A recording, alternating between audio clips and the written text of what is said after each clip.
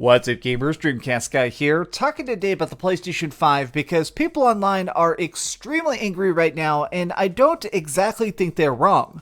Today we're going to be talking about the graphical downgrade of the PS5 and also the enormous pre-order mess. Now, 24 hours ago, we did have the PlayStation 5 showcase, and in my opinion, it was very, very close to perfect because it was 95% games. Stuff like Demon's Souls and huge stuff revealed about Final Fantasy 16. It was exactly what I hoped and so much more. If you want to see my full thoughts on that, that was the video I put up yesterday. But right after this, the big closeout was the price being revealed as $500 and $400 for the disc drive edition and the digital edition of the PlayStation 5. Now, people assume that, alright, now we have some time to sit and think, because after all, remember, Sony's official statement was that they were going to be making sure to give us plenty advance notice when it comes to the pre-orders of the PlayStation 5. Like, this is literally one of the main guys, Eric Lempel, literally saying, hey, guess what? We're not just going to press a button and instantaneously open up pre-orders. In fact, here's again, somebody is actually saying, okay, now pre-orders are going to start tomorrow. Remember, there was even that weird thing where if you wanted a PlayStation 5, there was like a waiting list. Just a couple weeks ago, Sony had us actually putting in our gamer tags and stuff to try and get on a randomized raffle list to hopefully have a chance to pre-order a PlayStation 5. And then randomly, yesterday at like 5 p.m. my time, they just flipped a switch. They decided to just open up pre-orders all over the place, and it practically crashed the internet.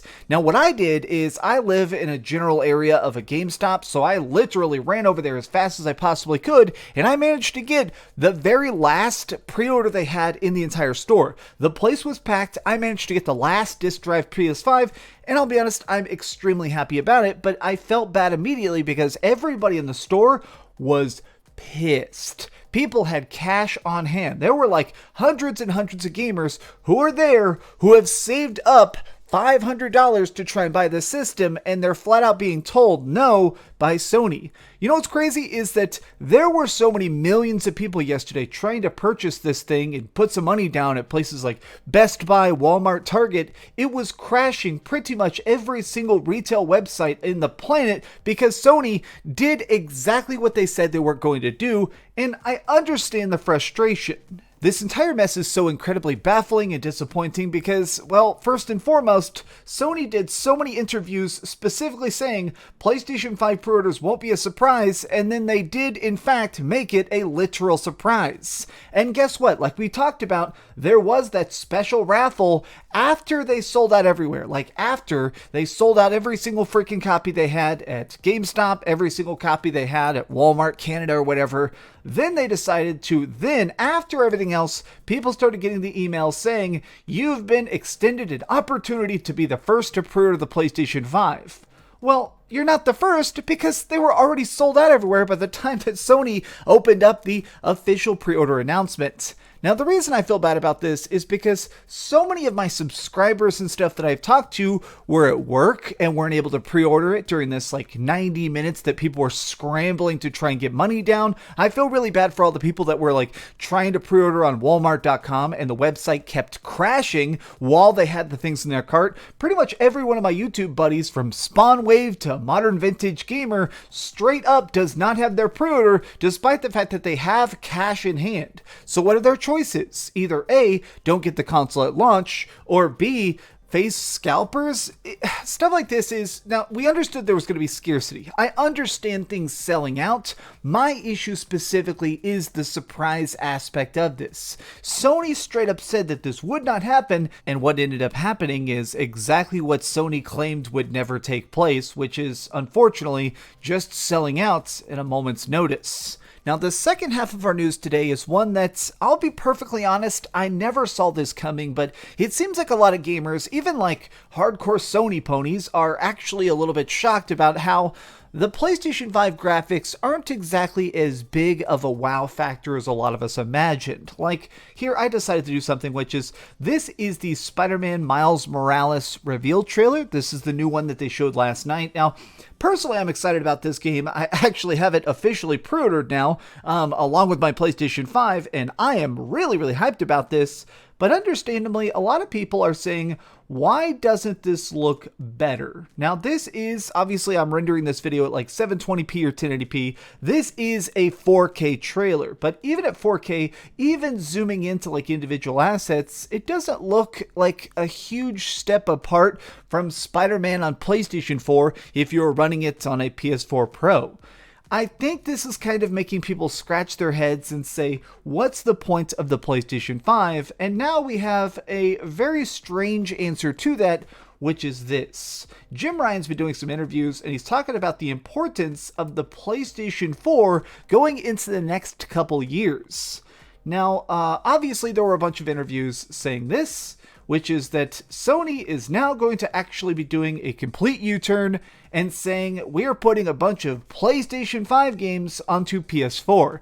Now, before we go into this article, remember that this was their official statement literally just like 2 months ago. Their official line was, hey, PlayStation 5's exclusives are super important. They're more important than ever. Like, in here, they really talk about the fact that the main thing they want to try and do is they want to make sure that each generation of PlayStation is a freaking generation. There are the games that exist here, there's the games that exist here, and we see a noticeable step up. And now we know for a fact that this is not quite the case.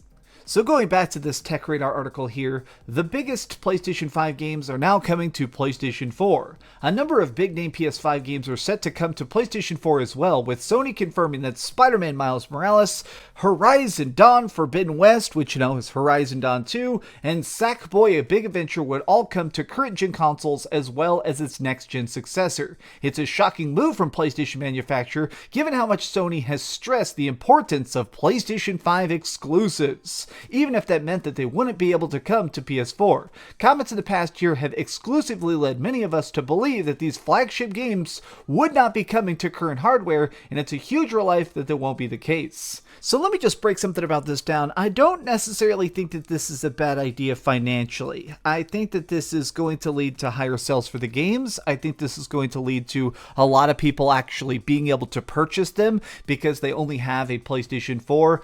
I'm happy that these game studios are going to be able to get their interesting adventures in front of more people.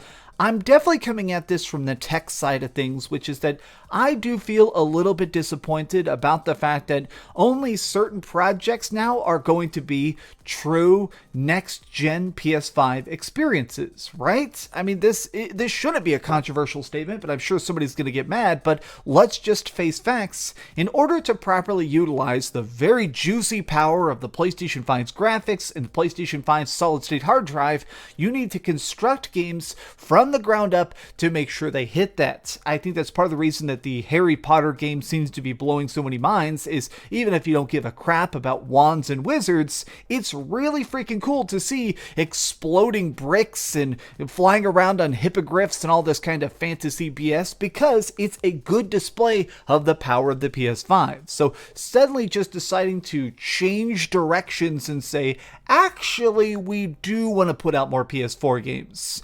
This is even weirder to me because remember Ghost of Tsushima? Remember all the talk that Sony was really hyping up of this is the sunset to the PlayStation 4? Like, how many of us kind of bought this thinking it was the final big Sony PS4 exclusive? Now, I love that game. I mean, truly and absolutely, I am obsessed with Ghost of Tsushima, and I'm obsessed with the idea that the multiplayer is coming soon, but it's a little bit just confusing, and it kind of says that Sony's marketing can change as a moment's notice.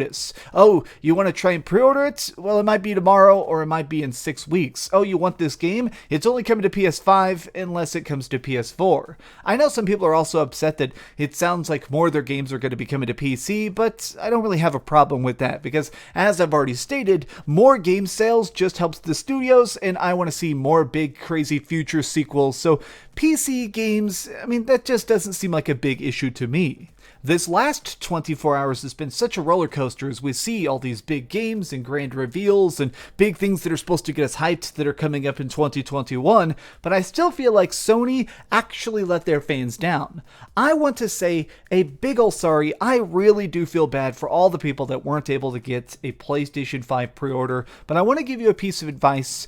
Go follow a guy named Wario64 on Twitter. This guy has been tweeting out the exact millisecond any of the pre-order links and stuff appear on different websites and whenever they have stock. So almost everybody I know who's managed to get a pre-order online has been because of this Twitter account. And I want you guys, if you're interested in a PlayStation 5 and if you're able to, be financially solvent enough to purchase one, this may be your only answer. But what do you think about this whole mess? Are you let down by the, limited graphics of the PlayStation 5? Are you still content with your PlayStation 4? Or did you manage to do like I did and rush out and pre-order a freaking PlayStation 5? If you did, let me know in the comments down below. If you enjoyed this video, please give it a like, share with your friends, and subscribe if you haven't already. But do me the biggest favor of all and keep dreaming. By the way, we just broke 190,000 subscribers. We are getting ever so close to 200,000. I'm probably going to hit 200,000 subscribers before the PS5 comes out, and if that happens, maybe I'll do like a 24-hour live stream on my PS5. We'll see. Ooh, it's a good time. Thanks so much for watching that video. If you want to see something else, you can always click this link to see what I put up last, or, subscribe and see what's coming up next. Also, I promise that whatever I do, it'll try not to suck.